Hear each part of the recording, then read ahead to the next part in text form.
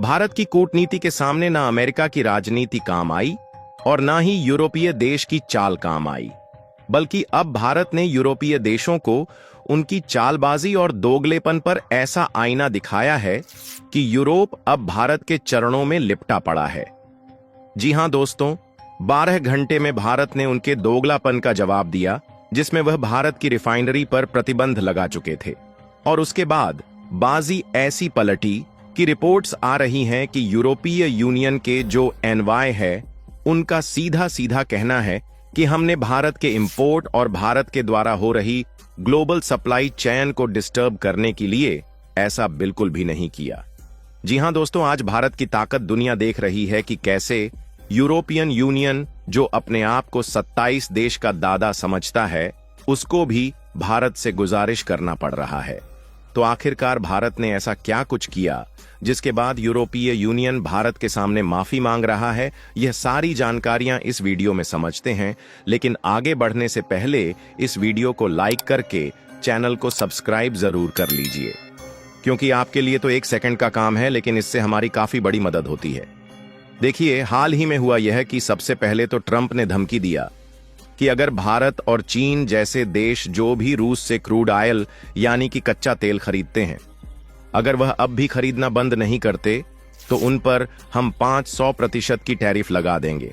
हालांकि ये अमेरिका की बात धमकी तक ही सीमित रह गई, क्योंकि भारत अमेरिका से पहले WTO तक पहुंच चुका था और इनके लिए भारत खुद इतना जरूरी है कि वह ऐसा नहीं कर पाए। लेकिन शायद इसके बाद अमेरिका फिर से एक चाल चलता है। अब शतरंज की चाल में अमेरिका ने नाटो का साथ लिया, जो कि 32 देश का सैन्य संगठन है और उसे अमेरिका लीड करता है।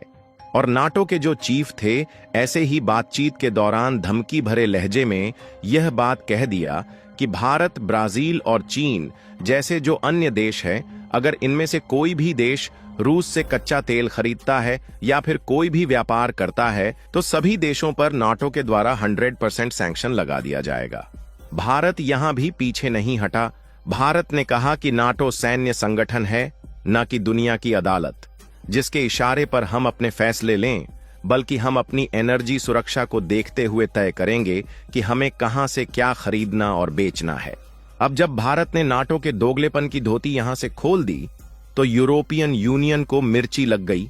और मिर्ची इसलिए लगी क्योंकि देखा जाए नाटो में 32 देश शामिल हैं, जिनमें से कनाडा और यूनाइटेड स्टेट्स ऑफ अमेरिका 2 ही उत्तरी अमेरिका के देश हैं। बाकी के जो 30 देश हैं वह यूरोप के हैं। इसीलिए जब भारत ने नाटो की धमकी को इग्नोर किया, तो यूरोपीय यूनियन को इतनी ज्यादा मिर्ची लग गई कि उन्होंने अपने लेवल पर फैसला लेना शुरू किया और फैसले लेते हुए रूस के खिलाफ 18वां पैकेज पेश कर दिया, क्योंकि सभी पश्चिमी देश मिलकर रूस को अपाहिज बनाना चाहते हैं ताकि वह यूक्रेन के सामने घुटने टेक दे।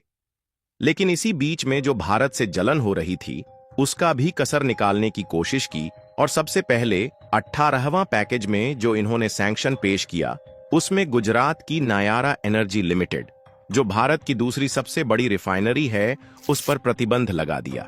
और इन्होंने भारत में मौजूद जब रूस की रिफाइनरी पर सैंक्शन लगाया, तो भारत ने भी एक बहुत बड़ा मौका तलाशा कि पहली बात तो जो भारत में रिफाइन क्रूड ऑयल था, भारत से सस्ते दामों में खरीदकर खुद यूरोप ने फायदा उठाया, और दूसरी बात ये कि यह डायरेक्टली रूस से लिक्विफाइड नेचुरल गैस भी इंपोर्ट कर रहे हैं।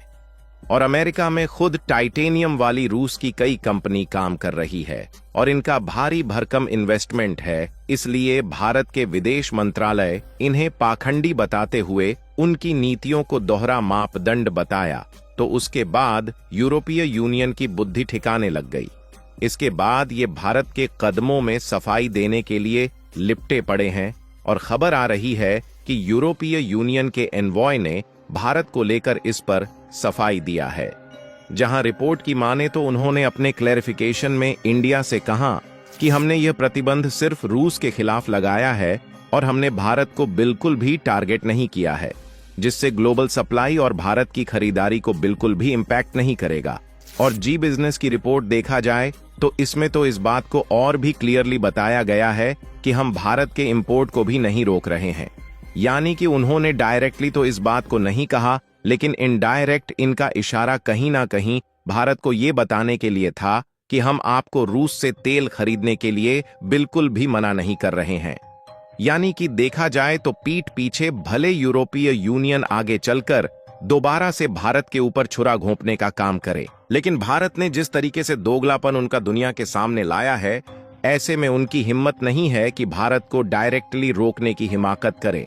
लेकिन अब सबसे बड़ा सवाल यह है कि क्या यूरोपीय यूनियन जो अपनी बातों से पलट रहा है, इसमें केवल भारत की धमकी ही काम आई है या फिर कोई और कूटनीति का खेल खेला गया है? तो इसके लिए मैं आपको बता दूं कि इसके पीछे एक ऐसी शतरंज की कूटनीति शामिल है जिसका लीडर कोई और नहीं बल्कि भारत है। जी हां दोस्तों, आज यूरोपीय यूनियन को भारत की जरूरत है, इसलिए अगर भारत उनकी धमकी से डर जाता तब तो अलग बात थी, लेकिन अगर भारत डटकर मुकाबला कर रहा है तो वह डायरेक्टली भारत के लिए बिना किसी सटीक कारण के मुसीबत खड़ी नहीं कर सकते, क्योंकि यूरोप की भारत पर डिपेंडेंसी विभिन्न क्षेत्रों में देखने को मिलती है, खासकर आर्थिक, रणनीतिक और तकनीकी क्षेत्रों में। यूरोपीय कंपनियां भारत की आईटी कंपनियों जैसे टीसीएस, इन्फोसिस, विप्रो पर अपने तकनीकी कार्यों के लिए निर्भर हैं। साथ ही सबसे अहम बात यह भी है कि भारत दुनिया की फार्मेसी कहा जाता है और यूरोप को भारत ही किफायती और उच्च गुणवत्ता की दवाइयां एक्सपोर्ट करता है। और अगर भारत में अपनी कुछ हद तक ही दवाइयां का एक्सपोर्ट अगर यूरोप की ओर से दूसरी तरफ डायवर्ट कर दिया तो यूरोपीय देशों को उनकी नानी याद आ जाएगी, क्योंकि न सिर्फ फार्मास्यूटिकल दवाइयां बल्कि मेडिकल डिवाइसेस भी भारत यूरोप को देता है, जिसका इस्तेमाल वहां के सैनिक तक करते हैं। इसके अलावा भारत यूरोप को बड़ी मात्रा में कपड़े और रेडीमेड गारमेंट्स भेजता है। भारत को इससे मोटी रकम जरूर प्राप्त होती है, लेकिन यूरोप को भी यह बात इस समय सबसे ज्यादा ध्यान है कि बांग्लादेश की गारमेंट इंडस्ट्री बर्बाद हो गई है और ऐसे में वह चीन के टेक्सटाइल पर भरोसा तो कर नहीं सकता है। ऐसे उनका सबसे बड़ा मददगार भारत ही बना है।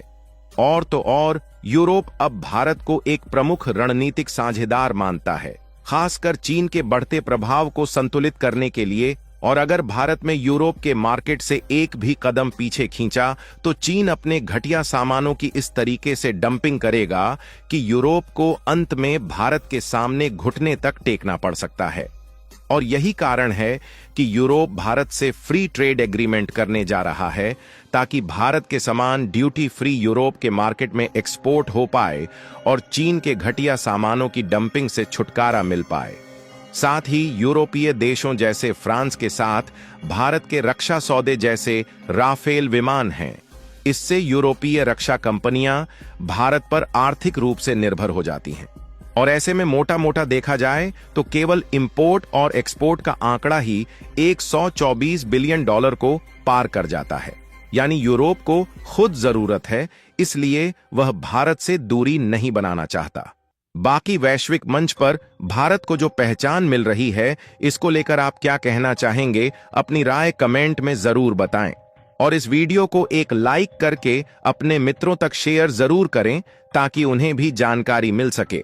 इसी तरह और भी नॉलेजेबल वीडियो देखने के लिए चैनल को सब्सक्राइब करके बेल आइकन को ऑल पर जरूर सेलेक्ट करें। जय श्री राम।